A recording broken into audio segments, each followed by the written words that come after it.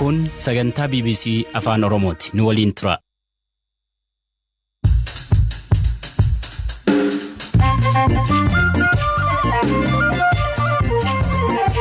Ashama akkam jirtu hordoftoota keenya sagantaa keenya wiixataa eegallee jirra. Qophii keenya keessatti godina Qeellam Wallaggaa magaalaa Dambidollootti barsiisaan Yuunivarsiitii Dambidolloo tokko ajjeefamu.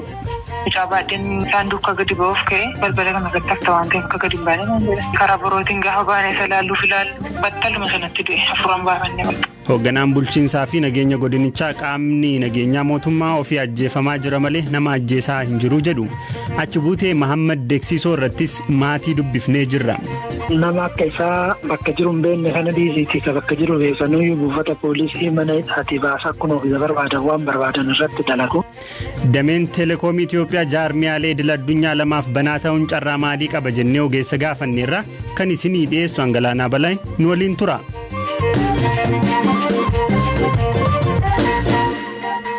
Itoophiyaatti hayyama telekominikeeshinii haaraan lama kennamuudhaaf caalbaasii baheen dhaabbileen telekoomii gurguddoo idil addunyaa 6 dorgomuudhaaf ragaalee barbaachisan galfachuu isaanii abbaan taayitaa kominikeeshinii Itoophiyaa beeksiseera. Dhaabbileen telekoomii dorgommii caalbaasii kanaaf ragaaleen barbaachisan galfatan 6 Safaariikoom Keenyaarraa, Vodafone Biriitaaniyaarraa, Vodacom Afrikaa Kibbaarraa, CDC Group Biriitaaniyaarraa, Semitoma Japaanirraa akkasumas MTN Group Afrikaa Kibbaarraati. Itoophiyaan hayyama telekoomii lama dhiyeessuuf qophaa'uu cinaatti qabeenya mootummaa akka ta'e Itiyoo Telekoom irraa ga'ee 49 gurguruudhaafis qophooftee jirti. Tarkaanfiin kun uummata biyyattii kanneen hojii biizinesaa hojjetanii fi mootummaaf carraa akkamii qabaa jennee ogeessa damee hojii telekoomii waliin hidhata qaburraa hojjetu dargaggoo Dirribaa Magarsaa gaafanneerra. Seektara kanarratti amma almost biyyattiin addunyaan wal quunnamtii ICT'n wal quunnamuu fi tokkoffaa aniifatti yoo itti fayyadamnu tokkoffaa gatiin fayyadamina seektara kana gadi bu'a jedheen amana. Tokkoffaa lammata immoo wannoon isaa kwaalitiin isaatis ol dabala jedheen amana.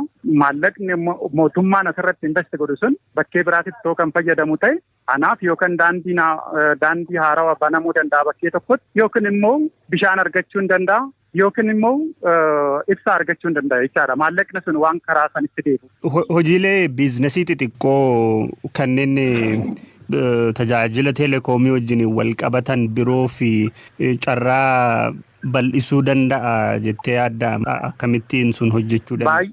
Baay'ee malee anamma asiitii keessa seektarii kana keessatti hojjedha. Kan hundee nu qabu keessaa hojjettoonni yookiin namni tokko akka dhuunfatitti teekinooloojii itti fayyadamee waan ammayyaa tokko itti fayyadamee akka hojiin hojjenne isa godha. Namni seektara kana keessatti uumaa adda addaa yookiin innoveeshinii adda addaa irratti akka hojjete seektara kanaan itti fayyadamuu isa godha. Maaliif tokkoffaa accessible ta'a yookiin immoo akka salphaatti argachuu dandeenya.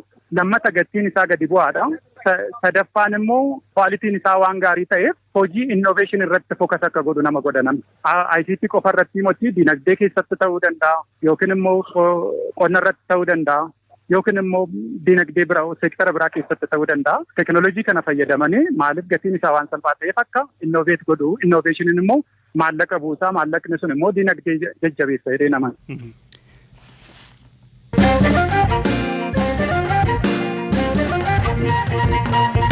Barsiisaan Yuunivarsiitii Dambidolloo muummee saayinsii kompiitaraa bara kana ammoo barnoota PhD Yuunivarsiitii Arbaa Mincitti barachaa ture barsiisaa qajeelaa taasisaa sanbata galgala mana isaa magaalaa Dambidolloo keessatti ajjeefamu maatiin himan. Barsiisaa qajeelaa ayyaana Faasikaa maatii waliin kabajuuf sanbata xiqqaa darbe Dambidolloo dhaquu fi akkamiin akka ajjeefame haati warraan isaanii waahila koo maatii olaanaaf bilbilaan himaniiru.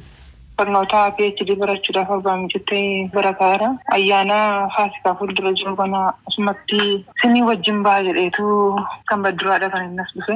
Sanbata galgala immoo kun ta'e sanbata galgala komata isaa ta'e erga sa'aatiin 2:10 garuma 2 ta'an dhiyaa keessaa jechaadha galgala keessa. Dhufanii madallaatti namni isaanii duubaan argan waan horiin faan dallaallitti natti fakkaate iyyuu malee waan nama natti hin fakkaanne dallaa cabsanii gaafa lixanii sabooddeen ka'een balbalamanii anaafisadha kan mana keessa ta'eenye dhuma walii wajjin haasa'aa jirra. Gaafa isaan sagaleen karraa garmalee dhaga'amu gaafan ka'ee balbala banuu dallaan mana fuuldura guutanii jiru jechuudha. Makalaakiyaa miti humna addaatiin jiru. Oromoo Bilisiginnaa Afaan Oromoo isaan duubaadha jedhamu hundi isaaniiyyuu dhufanii mana jala guutaniiru immoo taa'aa jira mucaa baatee jira. Inni isaatii sanatti illee balbala baneera mucaa lafa kaayotaalee bahe balbala karaa baroo banatee bahe waan harkaa miliqutti fakkaatu dallaama keessatu hin bahin dudduubaan itti tokkosan.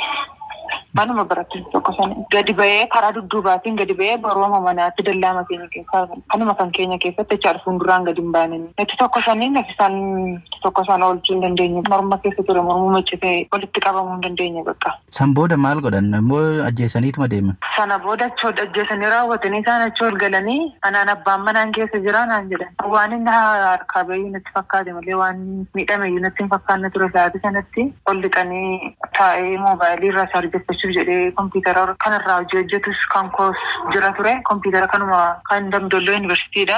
Anis achumaan hojjedha. Kompiitara lama ture sas fuudhanii moobaayilii isaa lama soofaarra ture manuma keessaa fuudhanii ba'anii masokka.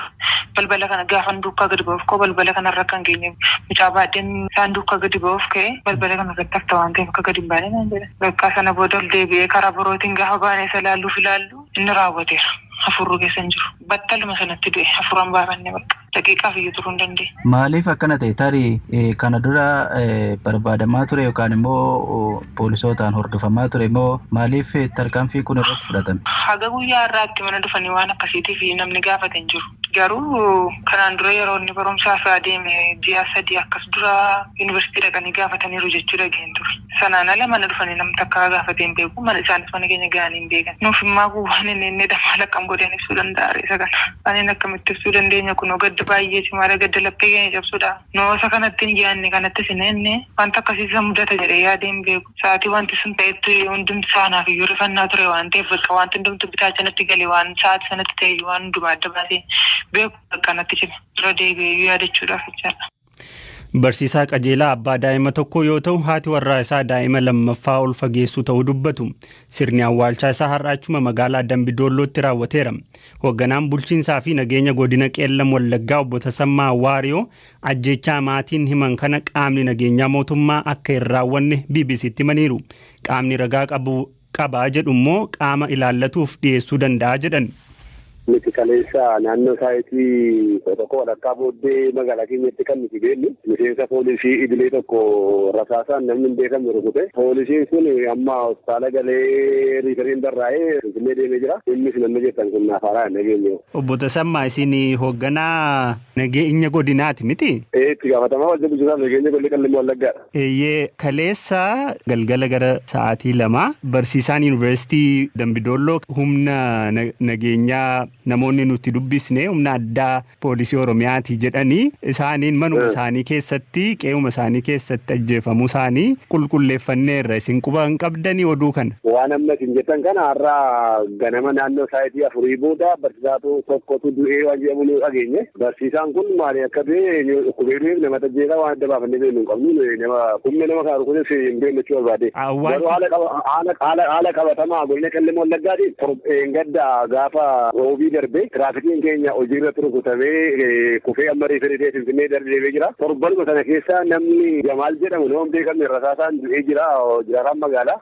Godina keenya keessatti nama ajjeesuudhaan beekamee kan jiru magaalaattis baadiyyaattis aanota baadiyyaa keessattis nama ajjeesuun beekamee godhaa kan jiru. Abaaboo Shanee maqaa Oromootiin qabsaa jedhee dugulee sochootu nama ajjeesuun beekamee nama ajjeesaa jira maleessaa humni addaa keenya nama ajjeesaa kan jiru ta'uu isaati kan jedhu. Qaamni mootummaa nama ajjeesaa jira ta'uu hin taane qaamni mootummaa ofii isaatiiyyuu nama hin beekamneen Abaaboo Shaneen baadiyyaattis magaalaattis bifa tosaatiin maqaa abbaa torbeetiin humna keenya ajjeesaa hawaasa jiraatan ta'uu isaa beekna. Namoonni kana isin laatan kun tarii shakkii kootiin yoo ni qabataman jiru baadillee namootuma nu ajjeesan kanatu karaa biraatti immoo dawwalee ittiin hojii isaa dhuffachuuf maqaa mootummaaf maqaa qaama keenyaa balleessuuf dawwalaa waan jiru tokko shakkii qaba. Egaa namoota ijaan arganii reeffa rasaasaan mormarra rukutamee barsiisaa ajjeefame kana namoota ijaan argan irraa akka qulqulleeffannetti miseensota humna addaa huccuu humna addaa uffatan hedduutu mooraa seenee yakka san raawwate. Kana gootani namni kamiyyuu olaantummaa seeraatiin biyyattii keessatti seeraan gaafatamuu danda'a. Namoonni humna addaa poolisii Oromiyaatu uffatee dhufee manatti nama ajjeesee jira jedha taanaan yoo dhugaa ta'e qaama dhimmi ilaallatu dhiyaatee ragaa ba'uu danda'a malee qaamni keenya nama ajjeesaa hin jiru. Kanaaf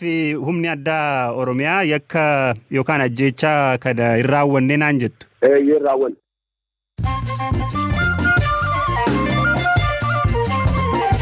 Dhaggeeffattoota keenyaa gidduutti immoo odeessaalee gaggabaaboo muraasa haleellaa hidhattoonni torbee darbe kamisaaf jimaata naannoo kibbaa aanaa ammaarroo fi naannoo oromiyaa godina Jimmaa Limmuu Kossaatti raawwataniin lubbuun namaa darbuu koomishiniin mirgoota namoomaa Itoophiyaa beeksise. Ammaarrootti namni tokko Jimmaa Limmuu Kossaatti ammoo yoo xiqqaate namoonni 20 ajjeefamu gabaasni nagayeeraa jedha koomishinichi. Ajjechaawwan kunniin eenyuun akka raawwataman ofiin akka hin qulqulleeffanne haa ta'u malee qaamoleen mootummaa hidhattoota ABO shaneetu raawwate jechuu isaanii koomishinichi ibseera.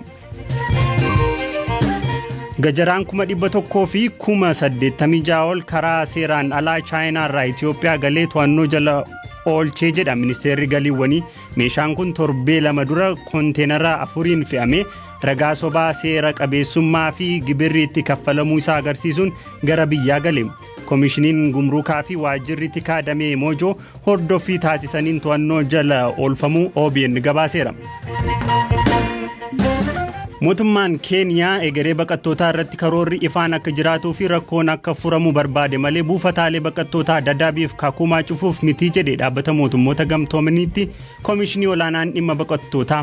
Jadarbe mootummaan Keeniyaa buufataaleen baqattootaa Dadaabiif Kakumaa yeroo guyyaa 14 hin caalle keessatti akka cufamaniif akeekkachiisa kennuu hordofee baqattootni yaaddoo guddoo keessa galuu BBCtti himanii turanii odeessaalee gaggabaaboon kanuma.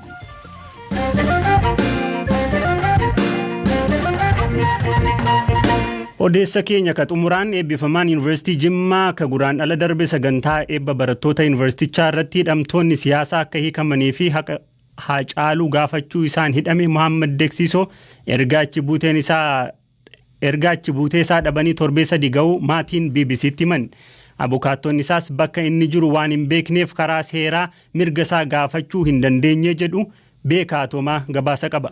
Kaampii waraanaa akka jiru qofa odeeffama. Oduurra waan tareen qabatamatti hin jiru. Warri kaampichallee koomishinii mirga namoomaa yeroo 2-3 ta'aa qabatanii dhaqanii turanii isaan bira jiraachuu waan amanan hin qabu. Sultaan Deeksisoo obboleessa Muhammad Deeksisooti. Muhammad Deeksisoo bitootessa 7 bilisaan akka gadhiifamu manni murtii aanaa magaalaa Jimmaa erga ajajeen booda guyyaa 16 hidhamee gaafa bitootessa 23 gadi dhiifamuu dubbata. Haa ta'u malee guyyuma sana karra waajjira poolisii irraa butamee bakka geeffame hin beeknu jedha. Bakki maatiin jiruuf bakki mucaan amma itti hidhamee jirullee bara kiiloomeetira 360 wayiiti. Irraan immoo mucaan ilmaa qotee bulaati. Asii achi hiree deddeebi'anii gaafachuun arganne garuu immoo buufata poolisaa dura bira turee fi achi namoota tokko dudubbisuu yaalle hin beeknu jedhu. Namu immoo akkasumatti deessawee taa'ishuu isaa kana akkuma waan hunu siyaasa hamaa wayii waan badaa hojjetee yookiin waan biyya miidhuu wayii tafaa ta'eetitti keessaa warri caafaa mootummaa keessa jiru kun badaa ooppenii miti. Maatiin ilmi isaanii Muhammad Deeksisoo eessa akka jiru baruu dhabuu isaaniitiin daran yaadda'uu hima. Haala adda ta'een xiqqoo wanni nama sodaachisu haalli qabatama biyya keenyaa kun baay'ee badeera fakkaata yeroo dhiyootii asi nama akka isaa bakka jiru hin beekne kana dhiisiiti ka bakka jiru beekanuyyuu buufata poolisii mana hidhaatii baasaa akkuma ofiisa barbaadan waan barbaadan irratti dalagu. Akkana ta'e man dhageenye malee qalbiitiin baay'ee yaadda'uu fi baay'ee dhama'uun hin haftu. Kuni ka waanuma biyya irratti duumessaa'ee jiru ta'uu isaatiin waan namni itti iyyattee waa irraa cabsattu hin jiru. Akkasumatti yaaddoo makaa qoomatti. Muhammad Deeksisoo yeroo duraa yakka hokkora uumuu fi qaamolee hidhatan waliin hariiroo qabaachuun shakkamee mana murtiitti ka dhiyaate yoo ta'u mirga wabiin akka bahu manni murtii ajajee ture. Haa ta'u malee poolisiin galmeessan cufuun boombii dhukaasee lubbuun namaa akka darbu gochuun shakke jechuun yeroo lammataaf mana murtiitti dhiyeesse akka ture abukaatoon isaa obsinaan Girmaa ni hima. Gochi akka kana raawwachuu isaa argisiistuun akeekuu waan hin jirreef wabiillee kan qarshii yookiin kan namaa waamsisuun itoo barbaachisin wabii mataa ofiitiin to'annaa keessa haala akkifamuu kan jedhu ajajachaadha manni murtii. Ji'a bitootessaa gaafa 7. Bitootessa 23 karra poolisii irraa erga butameas isa waliin qunnamtii hin qabnu jedha obsinaan. Kana booda sila ulaan ittiin mirgi isaa ittiin kabajamuu danda'u habees korpas waan jedhamutu jira. Qaamni isaa bilisaa haboo kan jedhudha kan iyyatinni dhiyaatee sila formaatni itti barbaadamu jechaadha. Iyyata akka kanas dhiyeessuudhaaf namni kun ammas akkuma durasiif taas yookiin mana tursiisaa bakka namni tokko yakkaan shakkameetu waajjira poolisiin jiru yookiin immoo mana adabaa bakka namni itti akka sirratuuf erga adabamee booda. Dhaggeeffattoota keenyaa qophiin har'aaf jennee qopheessine asuma irratti xumuramaa waan hordoftaniif ulfaadha. Horaa bulaa deebana.